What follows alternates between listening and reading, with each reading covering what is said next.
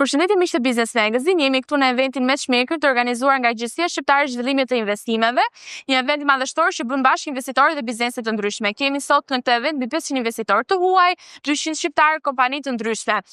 Ne këtu do të jemi si Business Magazine duke intervistuar përfaqësues të kompanive të ndryshme që janë sot prezente në këtë event. Pa humbur kohë, unë jam këtu me zotin Dhurim Deliu, i cili është përfaqësues i Ora Group.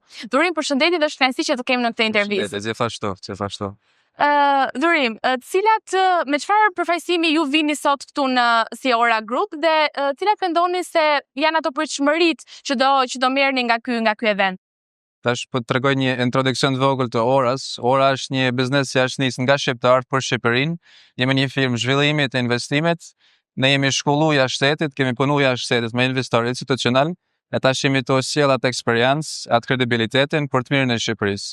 Ne ja kemi vënë vetes një objektiv shumë ambicioz, me investu bashkë me partnerët tonë pak të 1 miliard euro në ekonominë shqiptare deri në 2030. Në event kemi ardhur me fol me partnerët tonë lokal, me shiku projektet që janë të bë, edhe me bë disa partneritete lokale. Cilat janë disa nga investimet që ju mendoni më të suksesshme që Ora Group ka zhvilluar gjatë këtyre viteve? Tash Ora na kemi 3 baza, kemi bazën në Londër, në Belgjikë edhe në Shqipëri. Unë merrem më shumë me zhvillimet e investimit në Shqipëri.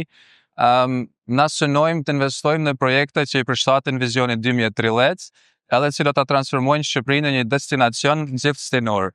Këna kupton se ne jemi të studiuar një projekt në malet verior të Shqipërisë, në Bokë, ku jemi të përgatitur një investim në ambient të skijimit.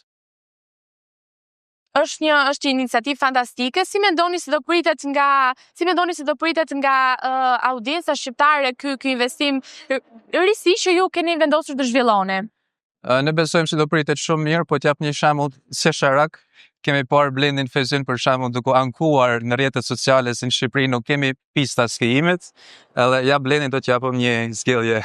Përveç pistave të skijimit, cilat janë ato investimet të tjera që ju do mendoni të zhvilloni në Shqipëri? Për 3 deri në 5 vite të ardhshme, le të themi, ose diçka më pak. Na më shumë merremi me zhvillimin e hotelerisë dhe turizëm, por shohim edhe shumë mundësi në sektorin e infrastrukturës edhe në sektorin e energjisë. Dhurim, a mendoni se eventet e këtij lloji janë të rëndësishme për të ndodhur dhe pse mendoni kështu? Po, janë shumë të rëndësishëm, për shembull, para disa javë kemi pas konferencën në Francë, në MIPIM, ku Shqipëria ishte prezent për herë të parë, edhe MIPIM së bashku me këtë event është diçka shumë rëndësishme se unë besoj se sot 50% janë investorë të huaj.